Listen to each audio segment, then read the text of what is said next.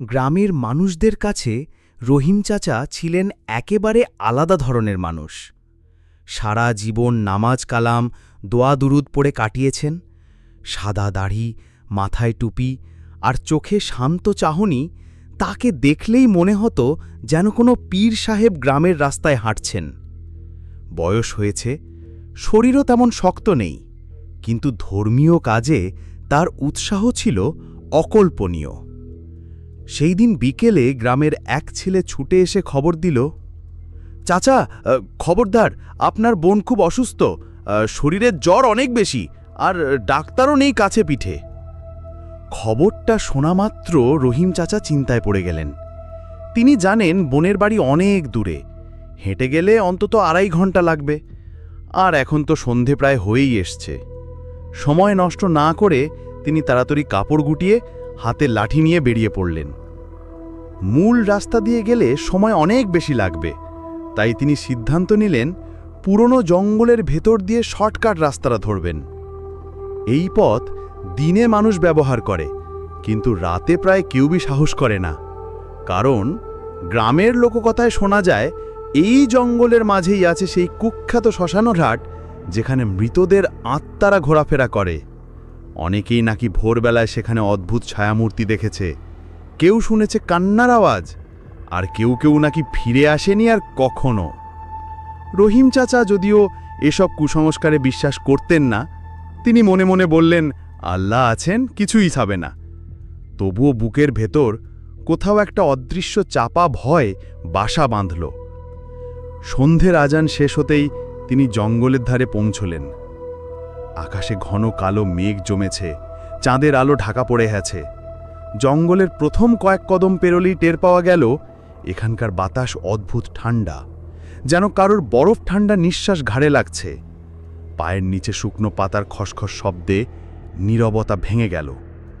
কিন্তু আশ্চর্যের ব্যাপার, ঝিঁঝি পোকার ডাক নেই, কুকুরের ঘেউ ঘেউ নেই, কেবল এক শূন্য নীরবতা, যা মনে হচ্ছিল ক্রমশ ভারী হয়ে আসছে। হাঁটতে হাঁটতে রহিম চাচার মনে হচ্ছিল যেন গাছগুলো তাকে তাকিয়ে দেখছে। কোথাও অন্ধকারের ফাঁকে মরা গাছের ডাল বাতাসে হেলে কেঁপে উঠছে, আর তাতে এমন শব্দ হচ্ছে যেন কেউ ধীরে ধীরে কর্কশ গলায় ফিসফিস করছে। তিনি থামলেন, কানে শোনার চেষ্টা করলেন, কিন্তু পর মুহূর্তেই বুঝলেন সেটা বাতাসের শব্দ হলেও স্বাভাবিক নয়। জঙ্গলের ভেতর ঢুকতেই পথ শুরু হয়ে গেল। দুই পাশে গাছ এত ঘন হয়ে গেছে যে ওপরে আকাশও দেখা যাচ্ছে না, যেন অন্ধকার তাকে গ্রাস করে নিয়েছে। রহিম চাচা আল্লাহর নাম নিতে নিতে এগোচ্ছিলেন। হঠাৎ তার মনে হলো পিছনে কেউ হাঁটছে। পদক্ষেপের মৃদু আওয়াজ তার নিজের সাথে মিশে যাচ্ছে। তিনি থামলেন, আরেকবার শুনলেন, কিছু নেই, শুধু নিজের শ্বাসের শব্দ। কিন্তু আবার চলতে শুরু করতেই সেই পদক্ষেপের আওয়াজ ফিরে এলো, এবার যেন আরও কাছে। মাথার ভিতর হালকা একটা চাপ তৈরি হতে লাগল। দূরে কোথাও একটা পেঁচা ডাকল, গলা ভাঙা বিকৃত এক ডাক, যা শুনে শরীরে কাঁটা দিয়ে উঠল। রহিম চাচা পা বাড়ালেন দ্রুত, কারণ তিনি জানেন এই রাস্তা যত তাড়াতাড়ি পেরোনো যায় ততই ভালো। প্রায় আধ ঘন্টা পথ চলার পর হঠাৎ তার চোখে পড়ল দূরে কোথাও লালচে আলো জ্বলছে। প্রথমে ভেবেছিলেন হয়তো কোনো গ্রামবাসী বন থেকে কাঠ জোগাড় করছে বা আগুন জ্বালিয়েছে, কিন্তু আলোটা এত উঁচুতে উঠছে যেন মনে হচ্ছিল কোনো বিশাল চিতা জ্বলছে। রহিম চাচার মনে হলো হয়তো শ্মশান ঘাটে কেউ লাশ পোড়াচ্ছে। ভালোই হলো, অন্তত কিছু মানুষ পাব। এই ভেবে তার মনে কিছুটা সাহস এলো, কিন্তু সেই সাহস স্থায়ী হল না। যতই তিনি কাছে এগোলেন ততই আশ্চর্য হয়ে গেলেন। আলো আছে, কিন্তু ধোঁয়া নেই, আগুনের কোনো গন্ধ নেই, আর আশেপাশে মানুষের গলার আওয়াজও শোনা যাচ্ছে না। যেন আগুন জ্বলছে, কিন্তু তার চারপাশের পৃথিবী একেবারে মৃত। তিনি ধীরে ধীরে বুঝতে পারলেন এ আলো স্বাভাবিক নয়। বুকের ভিতর ভয় জমাট বাঁধতে লাগল, আর পা নিজের অজান্তেই ধীর হয়ে এলো। দূরে জ্বলতে থাকা সেই লালচে আলো যেন রহিম চাচাকে নিজের দিকে টেনে নিচ্ছিল। গাছপালার ফাঁক দিয়ে ঝিকমিক করে উঠছে শিখার আভা। মাঝে মাঝে মনে হচ্ছিল আগুনের ভেতরে কেউ নড়ছে। তিনি ভেবেছিলেন হয়তো মানুষ আছে, তারা তাকে পথ দেখিয়ে দেবে, সঙ্গ দেবে। কিন্তু যতই কাছে যাচ্ছেন ততই কিছু অদ্ভুত জিনিস টের পাচ্ছেন। প্রথমেই খেয়াল করলেন সেই আলো থেকে কোনো ধোঁয়া বেরোচ্ছে না। লাশ পড়ানোর আগুনে সাধারণত তীব্র গন্ধ থাকে, ধোঁয়া উপরে উঠতে থাকে, কিন্তু এখানে কিছুই নেই। বাতাসও অদ্ভুত নিস্তব্ধ, যেন জঙ্গল নিজের নিঃশ্বাস আটকে রেখেছে। শুধু দূরে কোথাও কুকুরের ডাক শোনা গেল, কিন্তু সেই ডাক স্বাভাবিক ছিল না। শব্দে এমন এক বিকৃত কর্কশতা ছিল, যেন কোনো মানুষ গলা ফাটিয়ে কুকুরের মতো ডাকছে। রহিম চাচা থেমে গেলেন, চারপাশে তাকালেন। কোথাও কোনো নড়াচড়া নেই, কিন্তু মনে হচ্ছে অদৃশ্য চোখ তার দিকে তাকিয়ে আছে। বুকের ভেতরে হালকা একটা শীতল চাপা অনুভূতি তৈরি হলো। তবু তিনি মনকে শক্ত করলেন, আল্লাহ আছেন, কিসের ভয়। আরও কয়েক কদম এগোতেই শ্মশানঘাটের সীমান্তের বাঁশঝাড় চোখে পড়ল। চাঁদের আলো পুরোপুরি হারিয়ে গেছে, কেবল সেই অদ্ভুত আলোই আশেপাশে ছড়িয়ে পড়ছে। বাঁশের পাতাগুলো একে অপরের সাথে ঘষে তীক্ষ্ণ ফিসফিস শব্দ করছে, যেন কেউ বারবার কিছু বলছে, কিন্তু স্পষ্ট বোঝা যাচ্ছে না। রহিম চাচা কান পেতে শুনতে চেষ্টা করলেন, আর হঠাৎ মনে হলো সেই ফিসফিস যেন তার নাম উচ্চারণ করছে, রহিম, রহিম। গলার ভেতর শুকিয়ে গেল, কিন্তু তিনি সাহস হারালেন না। তিনি ধীরে ধীরে সামনে এগোলেন। আলোটা এখন একেবারে কাছেই, কিন্তু যেখানে তিনি আশা করেছিলেন চিতা বা মানুষের উপস্থিতি দেখবেন, সেখানে কিছুই নেই। শুধু মাটির ওপর এক বৃত্তাকারে আগুন জ্বলছে। শিখাগুলো বাতাস ছাড়াই অস্বাভাবিকভাবে দুলছে। মনে হচ্ছিল শিখার ভেতরে অস্পষ্ট সব মুখ দেখা যাচ্ছে। মুখগুলো বিকৃত, যেন যন্ত্রণায় কুঁকড়ে আছে, আর ঠোঁট নাড়ছে, কিন্তু কোনো শব্দ বেরোচ্ছে না। হঠাৎই তার পেছনে কোথাও শুকনো পাতার খসখস শব্দ শোনা গেল। তিনি পিছনে ঘুরে তাকালেন, কেউ নেই। কিন্তু সেই মুহূর্তে তার ডান দিকের বাঁশঝাড়ের ভেতর থেকে ধীরে ধীরে একটা ছায়া মূর্তি বেরিয়ে এলো। মানুষের মতো গঠন, কিন্তু লম্বা হাত পা, মুখ ঢাকা কালো ছায়ায়। আর সবচেয়ে ভয়ঙ্কর ব্যাপার, তার পা মাটিতে ছোঁয় না, বরং সামান্য উপরে ভাসছে। রহিম চাচার হৃৎস্পন্দন এত দ্রুত হয়ে গেল যে তিনি নিজের শ্বাসও শুনতে পাচ্ছিলেন না। তিনি সূরা পড়তে শুরু করলেন, কিন্তু মুখ শুকিয়ে যাওয়ায় শব্দ বেরোচ্ছিল না স্পষ্ট। ছায়াটা ধীরে ধীরে তার দিকে এগোতে লাগল, আর তার সাথে সাথে চারপাশের আলো অদ্ভুতভাবে কমে যেতে লাগল। সেই বৃত্তাকার আগুনও যেন নিভে আসছে, কিন্তু তার শিখার ভেতরের বিকৃত মুখগুলো যেন ক্রমে স্পষ্ট হয়ে উঠছে। কেউ চিৎকার করছে, কেউ হাত বাড়িয়ে যেন তাকে টেনে নিতে চাইছে। এমন সময় বাতাস হঠাৎ তীব্র হয়ে উঠল। বাঁশঝাড় প্রচণ্ড শব্দে কাঁপতে লাগল, আর মনে হচ্ছিল শত শত অদৃশ্য হাত বাঁশের পাতাগুলো নাড়ছে। আগুনের শিখা এক মুহূর্তের জন্য উঁচু হয়ে ছড়িয়ে পড়ল, আর তার সাথে এক অমানসিক চিৎকার শোনা গেল, যেটা এত কর্কশ, এত তীক্ষ্ণ যে কানে শোঁ শোঁ করে উঠল। রহিম চাচা দুই কানে হাত চাপা দিলেন, কিন্তু শব্দটা যেন তার মাথার ভেতরে বাজছিল। তিনি দ্রুত পা বাড়ালেন শ্মশানঘাটের ভেতরে, কারণ পিছনের ছায়ামূর্তিটা এবার প্রায় তার গায়ে এসে পড়েছে। কিন্তু যতই তিনি আগুনের বৃত্তের কাছে যাচ্ছিলেন, ততই অনুভব করছেন এই আলো কোনো মানুষের বানানো নয়, বরং কিছু একটা অন্য জগতের। এমন কিছু যার অস্তিত্ব বোঝা যায় না, কিন্তু এড়ানোও যায় না। শ্বাস নিতে কষ্ট হচ্ছিল, বুকের ভেতরে চাপ বেড়ে যাচ্ছিল। মনে হচ্ছিল কোনো অদৃশ্য শক্তি তার চারপাশ থেকে আলো শুষে নিচ্ছে, ঠান্ডা আর অন্ধকারে তাকে ডুবিয়ে দিচ্ছে। হঠাৎ সেই আগুনের ভেতরের এক বিকৃত মুখ ধীরে ধীরে নিজের ঠোঁট নাড়ল। এবার তিনি স্পষ্ট শুনতে পেলেন, গলাটা কর্কশ আর ফিসফিসে, আজ আর ফিরতে পারবি না। রহিম চাচার পা অবশ হয়ে গেল, ঠোঁট কাঁপতে লাগলো, আর হাতে ধরা লাঠিটা অদ্ভুতভাবে ভারী মনে হতে লাগলো। সামনে কি আছে সেটা তিনি জানেন না, কিন্তু বুঝলেন এখানে দাঁড়িয়ে থাকা মানে মৃত্যু। রহিম চাচা যখন সেই বৃত্তাকার আগুনের একেবারে কাছে এলেন, চারপাশের বাতাস যেন হঠাৎ থমকে গেল। আগুনের শিখা অদ্ভুতভাবে নড়ছে না, বরং স্থির হয়ে আছে, কিন্তু তার ভেতরে বিকৃত মুখগুলো আরও স্পষ্ট হয়ে উঠছে। কেউ যেন শ্বাসরুদ্ধ হয়ে হাত ছুঁড়ছে, কেউ দাঁত বের করে কটমট করে তাকাচ্ছে, আর কেউ হাহাকার করছে নিঃশব্দে।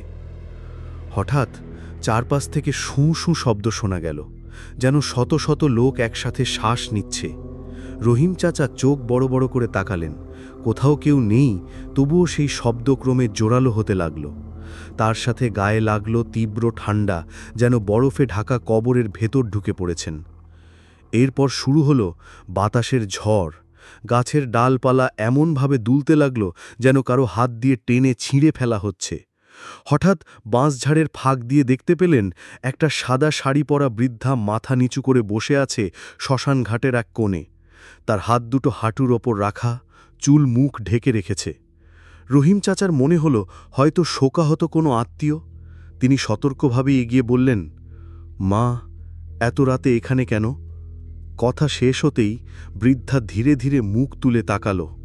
মুখ দেখে রহিম চাচার বুথের ভেতর জমে থাকা সব সাহস এক মুহূর্তে ভেঙে গেল। চোখ দুটো নেই, শুধু কালো ফাঁপা গহ্বর, আর ঠোঁট অস্বাভাবিকভাবে কানের পর্যন্ত ছিঁড়ে গেছে, যেখানে লালা নয় বরং কালো আঠালো তরল গড়িয়ে পড়ছে। মুখের কোণে অদ্ভুত এক বাঁকা হাসি। রহিম চাচা ভয়ে পিছিয়ে গেলেন, কিন্তু সেই মুহূর্তে বৃদ্ধা মানুষের মতো নড়ল না, বরং মাটির উপর দিয়ে সাপের মতো গড়িয়ে তার দিকে এগোতে লাগল।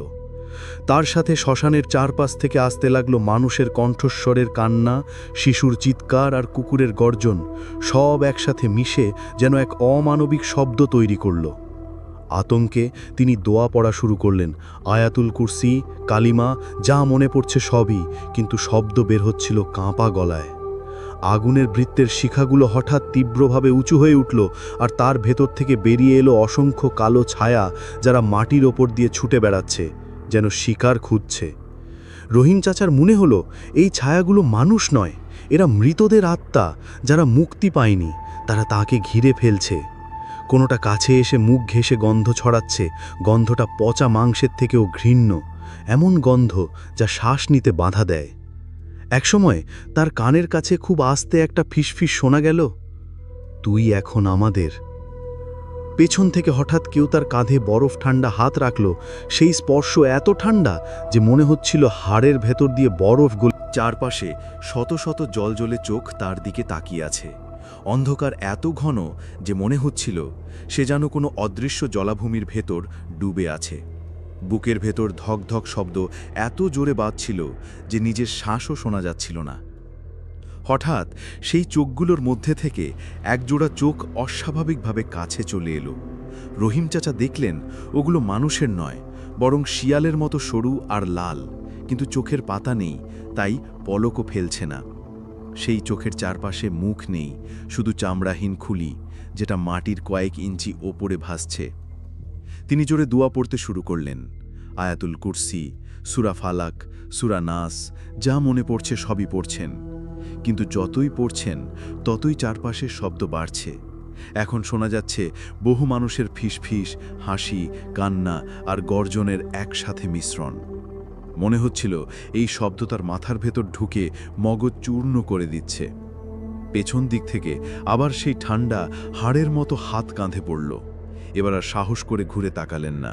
তিনি জানেন পেছনে যা আছে তা দেখার সাহস মানুষের নেই। তার বদলে তিনি সামনের দিকে লাফিয়ে দৌড়ালেন, কিন্তু মাটির নিচ থেকে মনে হচ্ছিল কিছু একটা তার পা ধরে টানছে। নিচে তাকিয়ে তিনি দেখলেন মাটি ফেটে বেরিয়ে আসছে কালো শুকনো হাত, যেগুলো তার পায়ে শিকলের মতো পেঁচিয়ে যাচ্ছে। আল্লাহু আকবার বলে তিনি সমস্ত শক্তি দিয়ে পা ছিঁড়ে বের করলেন। তাতে তার পায়ের পাতা থেকে চামড়া উঠে গেল। তীব্র যন্ত্রণা ছড়িয়ে পড়ল, কিন্তু থামলেন না। শ্মশানের পাশ দিয়ে দৌড়ে যাওয়ার সময় তিনি হঠাৎ বাঁদিকে তাকালেন। দেখলেন পুরনো চুল্লির আগুন আবার জ্বলে উঠেছে, আর সেই আগুনের ভেতরে তার নিজের মুখ। মুখটা বিকৃত, চোখ দুটো রক্ত লাল, আর ঠোঁট নাড়ছে, তুই বাঁচবি না। এই দৃশ্য দেখে তার পায়ে যেন নতুন শক্তি এলো। তিনি চোখ বন্ধ করে দৌড়াতে লাগলেন, দোয়া পড়তে লাগলেন। পেছন থেকে স্পষ্ট শোনা যাচ্ছিল পদক্ষেপের শব্দ। হাজার হাজার পা একসাথে তার পিছু নিচ্ছে, সাথে ঠান্ডা বাতাসের ঢেউ যা তার কানে ফিসফিস করে বলছে, থেমে যা। এক সময় দূরে গ্রামাঞ্চলের আলো দেখা গেল। সেই মুহূর্তে মনে হলো এই আলোই তার শেষ বাঁচার আশা। তিনি আরও জোরে দৌড়ালেন, কিন্তু তখনই এক অদৃশ্য ধাক্কা তাকে মাটিতে ফেলে দিল। মুখ থুবড়ে পড়ে তিনি অনুভব করলেন মাটির গন্ধও বদলে গেছে। এটা মাটির নয়, বরং পোড়া মাংসের মতো দুর্গন্ধ। পেছনে তাকাতেই দেখলেন সাদা শাড়ি পরা সেই বৃদ্ধা অদ্ভুতভাবে ভাসছে, আর তার হাত লম্বা হয়ে ধীরে ধীরে তার গলার দিকে এগোচ্ছে। চোখ দুটো কালো গহ্বর, কিন্তু সেই গহ্বরের ভেতর থেকে হালকা আগুনের ঝিলিক বের হচ্ছে। মুহূর্তের মধ্যে রহিম চাচা পুরো শরীরের শক্তি দিয়ে উঠে দাঁড়ালেন এবং ছুটে গ্রামাঞ্চলের আলো পেরিয়ে গেলেন। আলোয় ঢুকতেই সব শব্দ, সব চোখ, সব ঠান্ডা হাওয়া মিলিয়ে গেল। মনে হলো যেন কোনো দুঃস্বপ্ন থেকে জেগে উঠেছেন। তিনি হাঁপাতে হাঁপাতে বোনের বাড়ির উঠোনে ঢুকে ঠাস করে মাটিতে পড়ে গেলেন। পরিবারের লোকজন ছুটে এসে তাকে ভেতরে নিয়ে গেল। তার মুখ সাদা, ঠোঁট কাঁপছে আর শরীর ঘামে ভিজে গেছে। সারা রাত তিনি কিছু বলতে পারলেন না। এরপর রহিম চাচা যখন সবাইকে সকালে সব ঘটনা বলল, সবাই তখন শুধু এটাই বলছিল, আল্লাহর রহমত ছিল বলে তিনি বেঁচে গেছেন, নইলে সেই ভুতুরে শ্মশানঘাট থেকে বেঁচে আসা সম্ভব নয়। এরপর থেকে গ্রামের মানুষ আরও বেশি সতর্ক হয়ে যায়। কেউ আর ওই পথে রাতে আর যায়নি।